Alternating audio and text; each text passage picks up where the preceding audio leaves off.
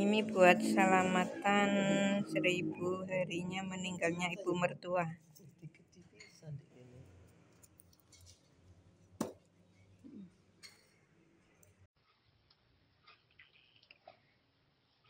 Saya pas pulang dari ibu mertua, karena saya ke Tulungagung itu pas 1000 harinya meninggalnya ibu mertua ya. Pas pulang jam 8 lebih itu ada kecelakaan ya. Saya nggak tahu itu sudah meninggal apa masih hidup. Kecelakaan motor, orangnya tuh masih pakai helm, tergeletak di aspal itu ya, aspal jalan raya. Jadi pokoknya yang kecelakaan model begitu itu selama itu orang itu masih dianggap ada manfaatnya, ya manfaat dunia ada, manfaat akhirat ada. Jadi Allah itu mencabut nyawa seseorang itu enggak sembarangan ya. Diteliti, Allah itu lebih teliti, maha teliti, lebih teliti daripada komputer sedunia. Jadi diteliti orang ini ya, manfaat dunianya masih ada, manfaat akhirat masih ada. Kalau orang ini dimatikan ya berhenti. Nah, makanya diberi kesempatan hidup. Biasanya itu masih ada manfaatnya dunia dan manfaat akhirat, serta ibadahnya tiap hari ini bukannya tambah jelek ya, tambah bagus, atau minimal tetap ya sholatnya ya seperti itu.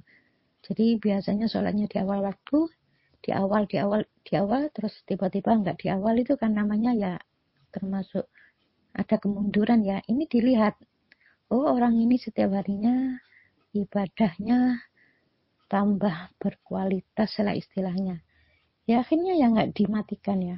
Pokoknya selama orang itu masih ada manfaat dunia, manfaat akhirat, bakti sama orang tua, insya Allah walaupun kecelakaan berulang kali, insya Allah masih tetap diberi kesempatan untuk hidup. Bismillahirrahmanirrahim. Assalamualaikum warahmatullahi wabarakatuh. Ini ada yang bertanya, Bunda, kalau lewat di rumahnya orang itu biasanya kan ada perbedaan pendapat. Jadi misalnya kalau menata kue atau nasi kotaan atau piringan itu kan menurut pendapat saya misalnya harus begini, ternyata menurut orang lain harus begitu. Nah, itu bagaimana cara mensikapinya? Jadi gini ya, selama itu nggak ada dalil Quran dan hadisnya, jangan merasa pendapatnya paling benar. Jadi kalau memang masukan dari orang lain itu ya dilihat bagus, ya terima aja. Misalnya gini ya, saya dulu pernah ya waktu rewang, ada seorang ibu yang menyalahkan saya. Jadi cara menata nasi di piring terus pakai sate, ya saya ini disalahkan.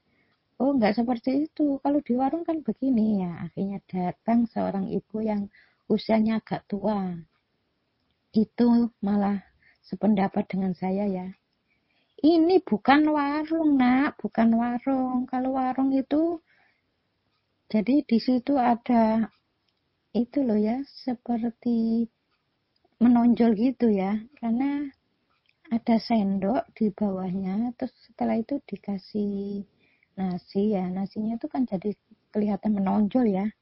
Padahal kalau sendoknya itu ditarik ya nasinya ya kelihatan sedikit. Ya orang-orang warung kan modelnya begitu. Terus cara nata nasi, cara nata satenya kan begitu. Terus irisan dagingnya kalau di warung itu kan ya agak kecil ya, nggak terlalu besar. Karena kalau besar-besar ya rugi ya. Makanya ya diiris yang kecil tapi kelihatan besar ya, tipis lebar gitu ya. Ya, Akhirnya si ibu yang agak tua itu usianya sependapat dengan saya ya, ibu yang muda tadi ya kelihatan malu ya. Jadi jangan merasa pendapatnya itu paling benar. Jadi kalau menerima masukan dari orang, apalagi itu orang yang usianya ya sudah agak sepuh ya, ya terima aja. Nah seperti itu. Kalau saya tuh mikirnya ya ini kan bukan warung ya. Kalau warung tuh mikirnya bagaimana caranya menata supaya kelihatan nasi itu banyak. Akhirnya sendoknya di bawah kan gitu. Ya ini bukan warung, ini selamatannya orang meninggal ya. Ya nggak mikir ini untung rugi, tapi bagaimana caranya supaya ya kalau memang nasinya banyak ya kelihatan banyak. Cara menata satenya ya beda dengan orang yang di warung ya. Kalau menurut pendapat saya seperti itu. Ternyata pendapat saya tuh ya dianggapnya benar ya sama si ibu yang agak tua itu. Si ibu yang agak muda itu kelihatan malu. Itu bentuk peringatan dari Allah, insya Allah seperti itu. Karena selama ini ibu itu merasa paling benar, paling pintar. Jadi kalau ada orang, Bu, dibantu Bu, ora usah, gak iso.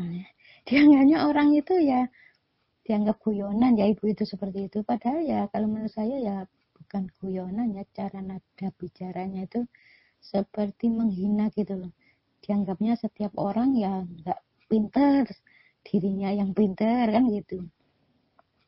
Ya itu bentuk peringatan dari Allah kalau orang seperti ini itu terus menerus melakukan sifat seperti itu, insya Allah katarak. Jadi kalau ada tambahannya, kalau menyuruh harus dikerjakan, kalau enggak jengkel marah nanti diabetes. Jadi sifat-sifat yang ada di diabetes dan di katarak itu agak-agak mirip ya. Ya sama-sama kalau menerima masukan itu enggak mau. Terus kalau masukannya enggak diterima, dia enggak mau. Karena apa? Karena merasa masukannya paling benar. Itu ada di diabetes dan di katarak. Cuma kalau di katarak itu enggak ada, kalau menyuruh itu harus dikerjakan, kalau enggak jengkel marah. Jadi terletak di situ, enggak ada menyuruhnya kalau di katarak.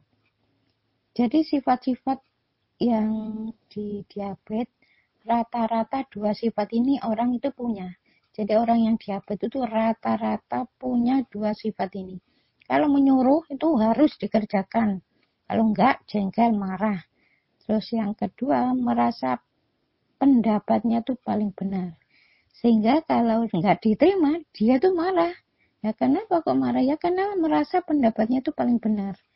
Dan pendapat orang lain dianggapnya tidak benar. Pendapat saya yang paling benar. Nah itu insya Allah orang yang seperti itu kalau nggak katarak ya diabetes.